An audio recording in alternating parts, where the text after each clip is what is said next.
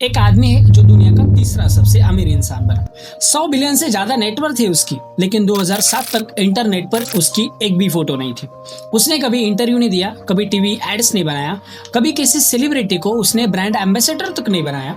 उसकी कंपनी का marketing budget total revenue का सिर्फ 0.3% है, और वही नाइकी अपने मार्केटिंग 10% खर्च करता है, H&M 5% खर्च करता है, और ये आदमी सिर्फ 0.3%।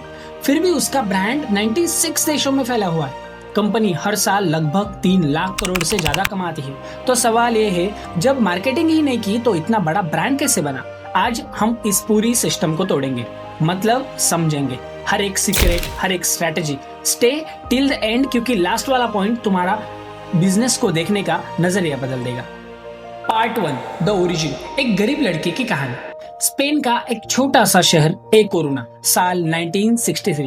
एक 27 साल का लड़का अपने घर के लिविंग रूम में बैठकर हाथ से कपड़े सिल रहा था। उसके पास कोई डिग्री नहीं थी, कोई बिजनेस बैकग्राउंड नहीं था। पिता रेलवे में काम करते थे और माँ अपना घर संभालती थी। लेकिन इस लड़के ने, एमानसियो ओर्टेगा ने, एक चीज बहुत ध्यान से नोटिस की। फैशन की दुनिया में एक बहुत बड़ा गैप था।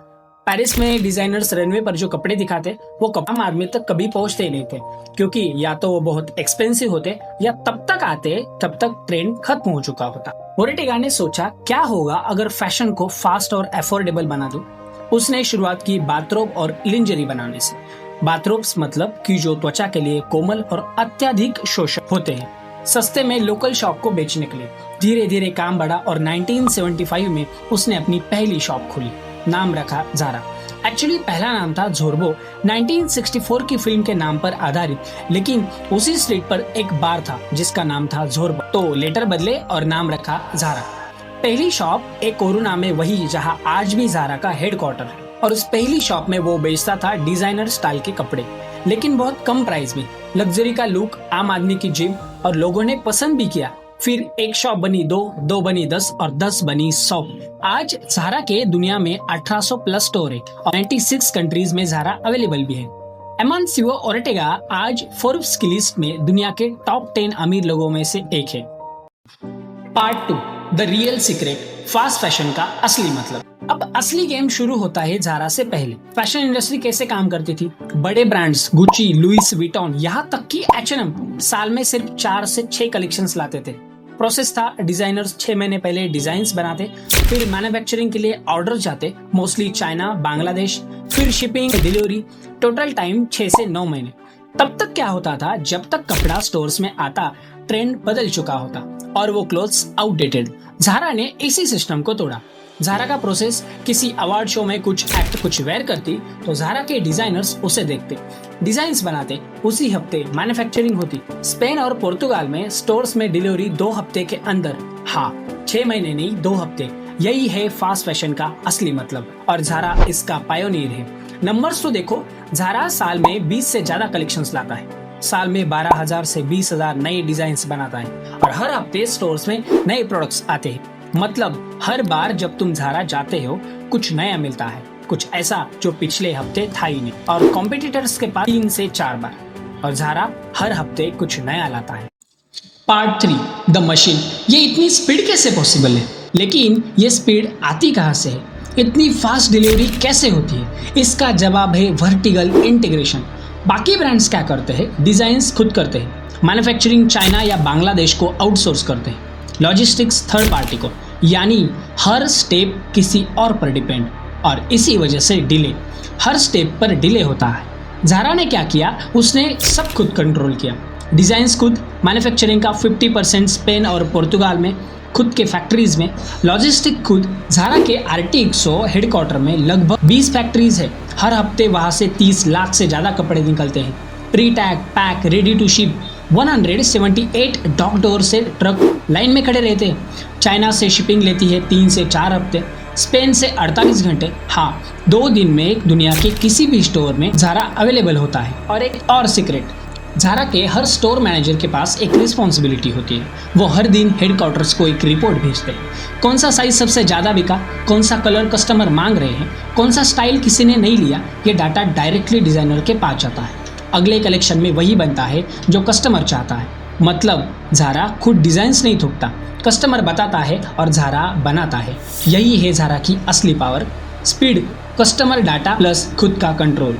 पार्ट 4, जीरो मार्केटिंग, सबसे बड़ा काउंटर इंटुएटिव मूव। अब वो सवाल जो सबसे इंटरेस्टिंग है, ज़ारा मार्केटिंग पर ऑलमोस्ट कुछ खर्चा क्यों नहीं करता? नाइकी रेवेन्यू का 10% मार्केटिंग में खर्च करता है, आदिदास 12%, H&M 5% और ज़ारा सिर्फ 0.3%। और वो पैसा कहाँ जाता है? लोकेशन पर। ज़ारा का हर स्टोर होता है शहर के सबसे बिजी, सबसे प्रीमियम लोकेशन पर। आपके यहाँ भी आप नोटिस करो, जहाँ सबसे ज्यादा फुटफॉल हो, जहाँ से हर कोई गुजरे। मुंबई के लिंकिंग रोड, बांद्रा, दिल्ली में select city walk, DLF Imperio, New York में 5th एवेन्यू, पेरिस में चैम्प्स एलिसिस। स्टोर ही उनका बिलबोर्ड है। स्टोर का डिजाइन्स, विंडो डिस्प्ले, लोकेशन, यही है उनकी मार्केटिंग। और दूसरी स्ट्रैटेजी, आर्टिफिशियल स्कैसिटी। ज़ारा जानबूझकर कम स्टॉक रखता है। जो ड्रेस आज है वो 2 हफ्ते बाद नहीं मिलेगी। Same size, same colour, restock नहीं होगा। इससे होता क्या है, कस्टमर सोचता है अभी नहीं लिया तो गया। और इसी वजह से स्पेन में कस्टमर्स ज़ारा के स्टोर में एवरेज साल में 17 बार जाते हैं। हाँ, 17 बार। और कॉम्पिटिटर्स के स्टोर में सिर्फ 3 से 4 बार। 17 बार वर्सेस 3 से 4 बार। यही है ज़ारा की marketing. FOMO, fear of missing out. उन्होंने एड्स पर कभी पैसे नहीं लगाए, उन्होंने ऐसा सिस्टम बनाया जहां कस्टमर खुद आता है। पार्ट 5, द 4th लेसन जो हम सब सीख सकते हैं। तो ज़ारा की पूरी स्टोरी से हम क्या सीख सकते हैं? लेसन नंबर 1, प्रोडक्ट ही सबसे बड़ी मार्केटिंग है। अगर प्रोडक्ट सच में वैल्यू देता है तो वर्ड ऑफ माउथ खुद होती है। ज़ारा ने एड्स नहीं दिए, लेकिन लोग खुद दोस्तों को बताते हैं। लेसन नंबर 2, स्पीड एक सुपर पावर है। जो जल्दी मूव करे वो जीत जाता है। मार्केट में जो ट्रेंड है उसे पकड़ो, उसे पकड़ने वाला पहला बनो। लेसन नंबर 3, कस्टमर को सुनो, खुद की मर्जी मत थोपो। ज़ारा का पूरा बिजनेस मॉडल कस्टमर के फीडबैक पर चलता है। वो वही बनाते हैं जो कस्टमर मांगता है। लेसन नंबर 4, स्कैसिटी वैल्यू बढ़ाती है। जो हर जगह हर वक्त अवेलेबल हो उसकी वैल्यू कम लगती है। लिमिटेड करो, अर्जेंसी बनाओ, लोग तुरंत एक्शन लेते हैं। एमनसीओ ओर्टेगा ने कभी स्पॉटलाइट नहीं चाहा, कोई इंटरव्यू नहीं, कोई फोटो नहीं, कोई एड्स नहीं, बस एक सिस्टम बनाया जो खुद काम करे, जो कस्टमर को खुद वापस खींचे। उन्होंने प्रूव किया, अगर प्रोडक्ट पावरफुल हो, अगर सिस्टम टाइट हो, तो दुनिया तुम्हारे खुद दरवाजे आती है। अगला वीडियो एक ऐसे ही ब्रांड डिसीजन पर जिसने इंडस्ट्री की रूल्स तोड़ी। कमेंट में बताओ कौन सा ब्रांड। लाइक करो अगर ये वीडियो आपको हेल्पफुल लगी, और सब्सक्राइब जरूर करना। शेयर करो उस दोस्तों को जो बिजनेस में इंटरेस्ट रखते हैं। और हाँ, इस वीडियो के बारे में कुछ भी सवाल हो तो कमेंट में ज़रूर पूछना, मैं हर सवाल का जवाब देने की पूरी कोशिश करूंगा। लाइक करो अगर ये वीडियो आपको हेल्पफुल लगी, और सब्सक्राइब ज़रूर करना। शेयर करो उस दोस्त को जो बिजनेस में सच में इंटरेस्ट रखता है। Subscribe please. मिलते हैं अगले वीडियो में।